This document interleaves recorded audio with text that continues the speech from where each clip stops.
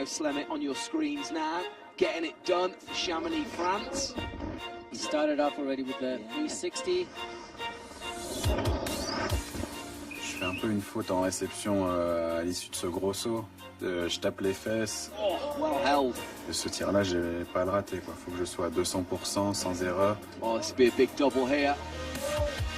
Oh, yes! Tout se passe bien, la réception se fait bien, je laisse bien sortir les skis derrière. Allez, bien lâché. Pulls another 360 and he does for a backflip and he stops it. Yes! Un cri de libération qui me vient parce que il en finit que je gagne ma première Coupe du Monde de freeride. Bienvenue dans le monde de Leo Slemmet. Dans les pentes, hors piste, là où ça glisse, ça vole, où ça peut dévisser aussi. Freerider pro, skieur libre de Chamonix et aussi un peu de Verbier en Suisse. À presque 24 ans, il est l'un des meilleurs au monde. Mais Léo est d'abord et avant tout, organiquement, viscéralement, montagnard. C'est sûr qu'une personne nous regardant de l'extérieur va le percevoir comme quelque chose de dangereux. Moi, je le perçois comme quelque chose de sensationnel. C'est quelque chose qui me fait vibrer, quelque chose qui me fait sentir vivant. C'est de par ça qu'aujourd'hui je trouve mon équilibre et que je me sens peut-être bien aussi dans le reste de la société. Je sais pas, pour moi j'ai besoin de ça. Après là, il y a l'oblique là, et après, pour finir, celui dans l'axe, tu vois, la barre comme ça. Entre les épreuves du Freeride World Tour, Léo s'entraîne sur les pentes hors piste de Chamonix, avec Greg Lisco, ancien pro lui aussi. Il l'a formé au freeride dès l'âge de 12 ans, et plus tard à la compétition. Barre, réception, après tu faisais ce que tu voulais. Là, on va essayer d'aller plus sur le pile l'éperon gauche, là. L'objectif, c'est d'essayer d'être bon à l'entraînement, de retravailler des choses qui vont bien, et de travailler des choses qui vont moins bien. Donc par exemple là, quand on a fait le débrief là, il y a quelques jours des deux faces, on s'est rendu compte que la perte de points qu'il a eue, elle était liée tout le temps à la même chose. Donc c'est ce qu'on est en train de retravailler ici, pour qu'il se redonne encore de l'aisance et de la facilité sur une face. Léo pour Greg. C'est quand tu veux. En compétition, le freeride est un sport de jugement. Le rider choisit une ligne, la plus engagée, la plus dure possible. Il doit maîtriser son ski, il est noté sur son aisance, l'amplitude de ses sauts, la qualité de ses réceptions, de ses figures. Oui. Suite.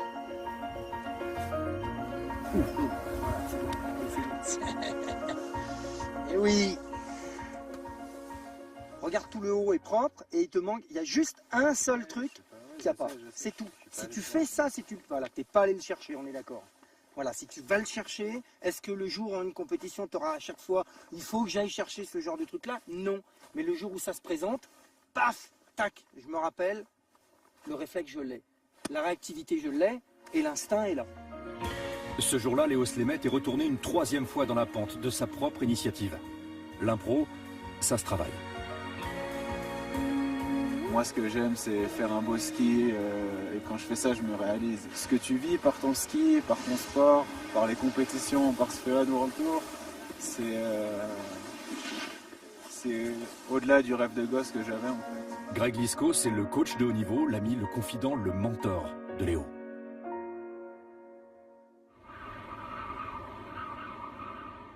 Mais Greg Lisco est aussi et d'abord le prof. Allez, on est parti. Léo Slemmet est un pur produit du Young Riders Crew, la toute première école de freeride au monde créée par Greg à Chamonix il y a 16 ans. Tu fais le check DVA. Tu te poses... Voilà, c'est bien là. Ok, allez, tourne-toi vers nous. Toujours avant de partir, vérification des détecteurs de victimes d'avalanche. C'est bon. Ici, on apprend la montagne, à repérer, à évaluer les risques, le cas échéant, à sauver des vies, à maîtriser le ski toute neige. Alors Léo, ça a été, il est passé par là pendant des années et des années à faire exactement le même genre de protocole tous les jours. C'est primordial. Après, on vérifie qu'ils ont la coque dorsale, on vérifie qu'ils ont évidemment le casque, le DVA, la pelle et la sonde qui nous permettent de déneiger quelqu'un en cas de risque, en cas d'avalanche. Donc c'est la procédure de base en fait, hein. C'est très mécanisé, c'est tout le temps pareil et on n'y coupe pas. De temps en temps, Léo vient rejoindre la tribu de Greg, en apprentissage. Juste pour partager, il est l'exemple. Ceux-là ont 14-15 ans, 4 ans de cours derrière eux, pour vivre ça.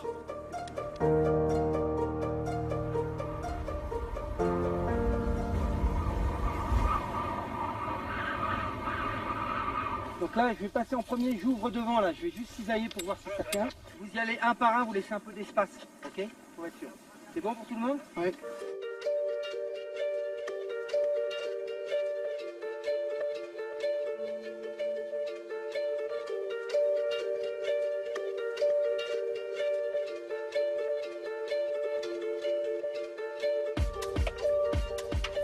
Ouais, n'aie pas peur, allez vas-y, droit, tire devant.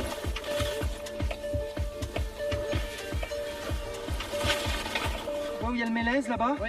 Tu vas t'arrêter en contrebas des rochers là-bas, un peu tu te dégages de la pente. Allez go, quand tu veux.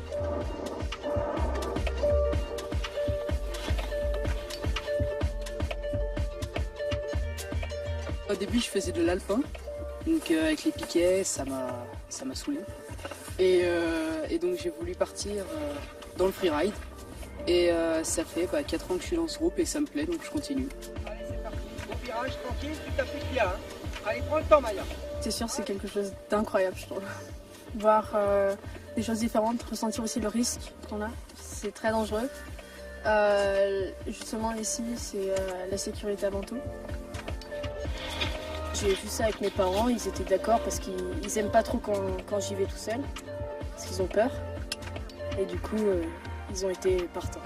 Aller chercher les pentes, le grand hors-piste, oui, ça s'apprend. 70 jeunes suivent les cours du Young Riders Crew. Ça reste quand même du loisir pour les jeunes qui habitent ici ou en tout cas qui sont là tous les week-ends. L'objectif, c'est pas d'en faire des compétiteurs. On essaye justement de ne pas rentrer là-dedans parce que il faut pas se voiler la face, c'est très compliqué, c'est très dur, très long.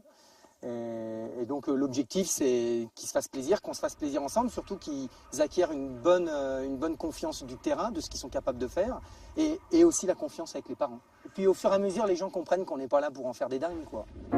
Peut-être seulement 2 ou 3 d'entre eux, les plus doués, ceux qui le veulent vraiment, pourront envisager comme Léo une carrière de pro et ses dangers extrêmes. Même si on essaye de calculer le maximum de choses pour éliminer le maximum de risques, le risque zéro, il n'existe jamais. Ça m'a coûté cher, c'est la montagne. Et aujourd'hui, je le paye encore, donc voilà. On évolue dans un environnement qu'on sait dangereux, et après c'est à nous de savoir jusqu'à quel point on accepte ce danger. Voilà. Il y a presque 1 an, le 19 avril, Estelle Ballet, Suisse, la compagne de Léo depuis 2 ans et demi, est morte emportée par une avalanche. Estelle était la meilleure. Championne du monde de snowboard freeride 2015 et 2016. 17 jours après son 2e sacre, elle tournait un film dans les Alpes suisses. Connue pour son professionnalisme, parfaitement équipée, secourue immédiatement, elle n'a pu être réanimée. Elle avait 21 ans. Léo n'arrive toujours pas à en parler.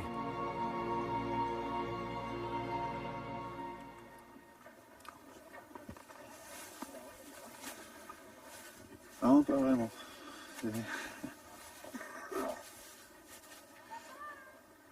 Ah, c'est délicat. Est-ce que tu aurais pu arrêter? Pourquoi tu continues? Pourquoi t'as pas arrêté?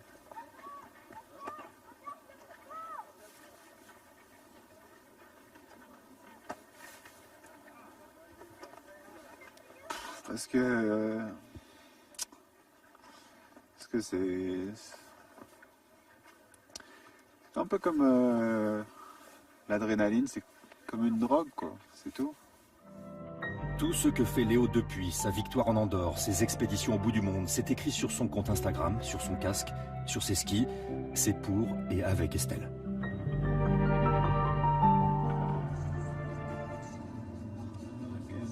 « 7h du matin, départ de Chamonix pour Verbier, à 1 heure de là. Cette saison, la station suisse est devenue son sponsor. C'était aussi celui d'Estelle. Il avait découvert ce côté-ci des Alpes avec elle. Et là, bien, il va au bureau. On va aller skier un des endroits mythiques de Verbier qui est le bec des Rosses. C'est une façon pour nous de créer de la visibilité. On va aller réaliser des photos, des vidéos pour pouvoir apporter, on va dire, cette matière au sponsor qui va pouvoir utiliser et lui en faire sa communication. Je reviens au couloir à gauche là du départ, pas derrière où le petit vient sauter, mais entre les deux là, pour rejoindre le haut du dogleg. Moi, je pense qu'on devrait le faire en 2 fois.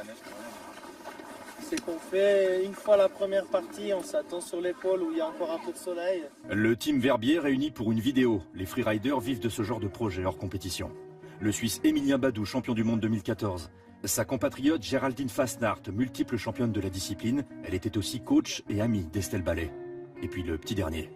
Léo, c'est un chat sur les skis.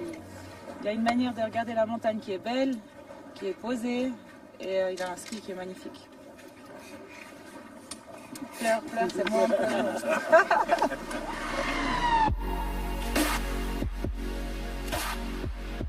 Verbier, la Mecque du freeride mondial, le bec des Rosses et sa face légendaire. Sommet à 3223 mètres.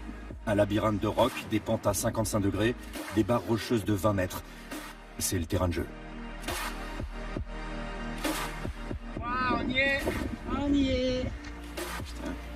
C'est vibrant aussi, franchement il n'y a rien d'autre. Moi je suis un free skieur, amoureux de son environnement, pour le meilleur et pour le pire, quoi, ouais.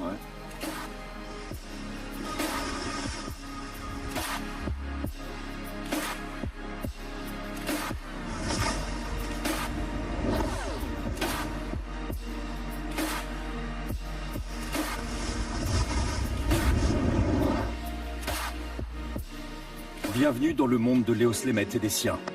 Yes. Skieurs libres absolument, juste prisonniers de leur passion.